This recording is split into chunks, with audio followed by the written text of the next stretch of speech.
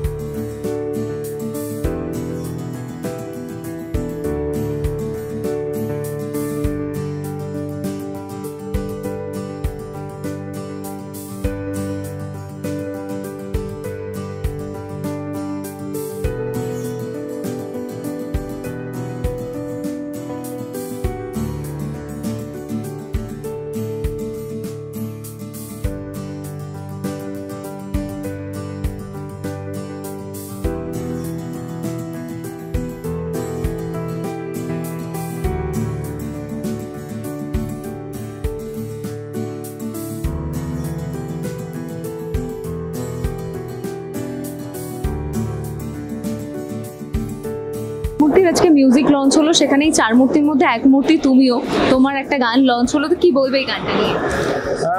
গানটা একটা দারুণ গান, মানে এই গানটা কিন্তু আমার ঠিক মানে আমার যত ক্লাসিক্যাল ধরনের গান বা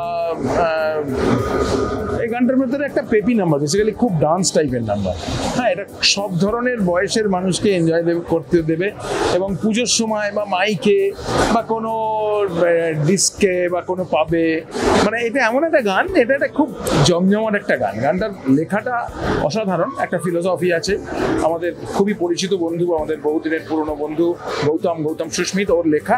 আর অত্যন্ত গুণী একজন মিউজিশিয়ান, মিউজিক ডিরেক্টর, অনেক ভেটারেন, অনেক পুরনো, কিন্তু উনি দারুণ অনেক ধরনের গান উনি করেছেন অনেক শিল্পীদের। যেমন আমি নিজেও অনেক গান গেয়েছি। তিনি কুন্দনদা, সবাইকে চেনে, কুন্দন সাহা, কুন্দনদার মিউজিক এবং অ্যারেঞ্জমেন্ট এবং এই গৌতমের লেখা, এটা একটা অপূর্ব গান। তো আমার জীবনের যত গান তার মধ্যে এটা একটা খুব কোয়ালিটি গান। আমি আশা করবো এই গানটা একটা মাইলস্টোন হবে। আর এই ওটিটির সময় দাঁড়িয়ে মিউজিকের জন্য একটা আলাদা ওটিটি প্ল্যাটফর্ম, সেটা কি ফ্লেক্সবাক যে একটা উদ্যোগ নিয়েছে সেটা অবশ্যই মিউজিকের জন্য সবসময় ভালো এবং সবসময় একটা পজিটিভ দিক এটা দেখি। তার কারণ যারা আমরা নতুন গান নিয়ে কাজ করেছি, সিনেমার গানের বাইরে আমরা যত মৌলিক গান নিয়ে যারা বরাবর বেঁচে এসেছি, ওটাকেই আমরা খুব একটা স্ট্রং লেভেল আমরা চেষ্টা করেছি করতে, এবং এত বছর ধরে সেটার উপরেই আমাদের বেশি ডিপেন্ডেন্স, বেশি ভালো লাগা, ভালোবাসা, শ্রদ্ধা। তাই নতুন বাংলা গান নিয়ে যে গানের একটা আলাদা করে ওটিটি প্ল্যাটফর্মের পাশে একটা অডিও ডিস্ট্রিবিউশন চ্যানেল হলো, সেটা অত্যন্ত প্রশংসার যোগ্য। ফ্লিক্সবাককে আমার অনেক কৃতজ্ঞতা, দেবী প্রসাদ বাবুকেও অনেক ধন্যবাদ যে এরকম একটা প্ল্যাটফর্ম তৈরি করার জন্য, যেখানে নতুন গান মানুষের কাছে পৌঁছবে খুব তাড়াতাড়ি।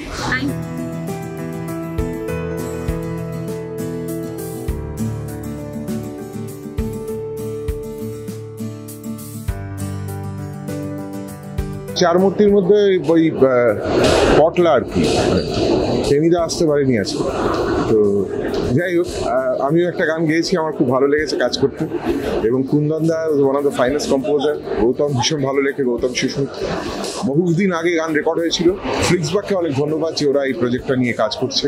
ওরা নতুন একটা ওটিটি প্ল্যাটফর্ম, মিউজিকের জন্য এরকম একটা ওটিটি প্ল্যাটফর্মের খুব প্রয়োজন ছিল, এবং আমি চাইবো ফ্লিক্সবাক যেন চারিদিকে ছড়িয়ে পড়ে এবং মিউজিকের জয় হয়।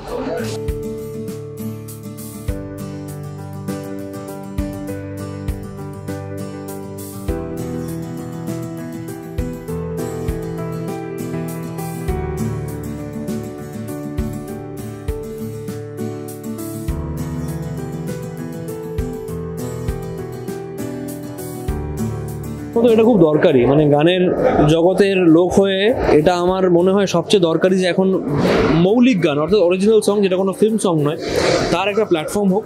আর ফ্লিক্সবার্গ নিজস্ব একটা ওটিটি অ্যান্ড ফ্লিক্সবার্গ মিউজিক যে জায়গাটা, সেইটা খুব দরকারি ছিল। সেটা হয়ে খুব ভালো লাগলো যে আমি এসে সেটা উইটনেস হলাম। আর যেটা চারমূর্তি অ্যালবাম, সেটাতে নিয়ে তো আমার কথাই নেই, কারণ রূপঙ্করদা, রাঘবদা, নচিদা, শুভজাদি এদের গান শুনে বড় হয়েছি। আর তাদের একটা অ্যালবাম এত সুন্দর ভালো ভালো গান নিয়ে করা, রাজীবদার লেখা, গৌতমদার লেখা, বন্দন কাকুর সুর, একটা খুব ভালো এক্সপিরিয়েন্স সবাইকে দেবে বলে মনে হয় আমার। আর আমি নিজেও যুক্ত থাকবো, আমার নিশ্চয়ই কিছু গান আমি এখান থেকে চেষ্টা করবো যাতে মানুষের কাছে পৌঁছায় থ্রু ফ্লিক্সবার্গ মিউজিক। সো ইচ্ছে আছে, খুব ভালো লাগলো। আগামী দিনে কি তোমার গানও শুনতে পারবে? একদম, যেরকম বললাম, আগেই বলে দিলাম ওটা, যে নিজের ইচ্ছে আছে, কারণ মৌলিক ভালো বাংলা গান হোক, সেটা আমরা সবাই চাই। আর আমি তো সামিল হতে চাই যে if I do something good. তোমার কি নতুন কাজ আছে? নতুন কাজ বলতে কিছু প্লেব্যাক, মানে কিছু ফিল্মের গান আসার কথা আছে। আর নিজস্ব কিছু গান আসার কথা আছে, যেটা আমার নিজস্ব ইউটিউব চ্যানেল আর বিভিন্ন আরও ইউটিউব থেকে আসার কথা আছে।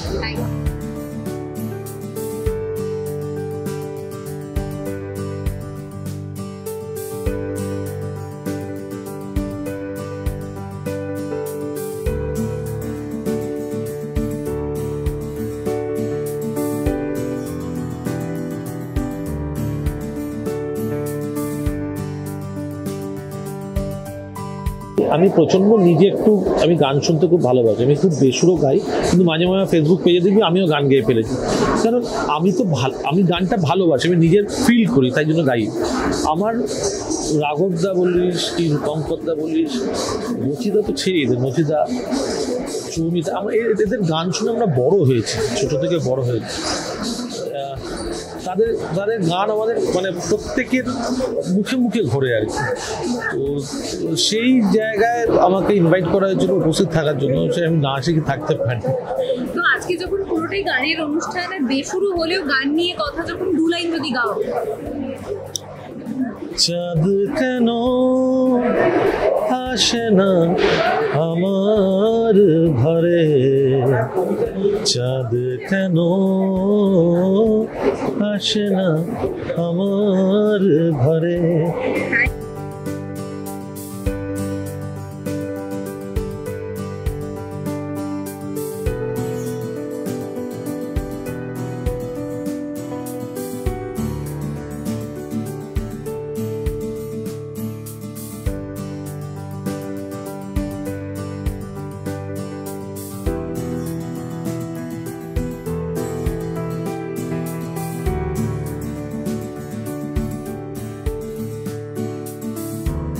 এই মিউজিক লঞ্চের অনুষ্ঠান, তার পাশাপাশি কথা বলে নিলাম এখানে উপস্থিত থাকা বিশিষ্ট সঙ্গীত শিল্পীদের সাথে। কেমন লাগলো আমাদের এই ভিডিওটি জানাতে ভুলবেন না আমাদের কমেন্ট বক্সে। ভালো লেগে থাকলে লাইক, শেয়ার, কমেন্ট করতে ভুলবেন না।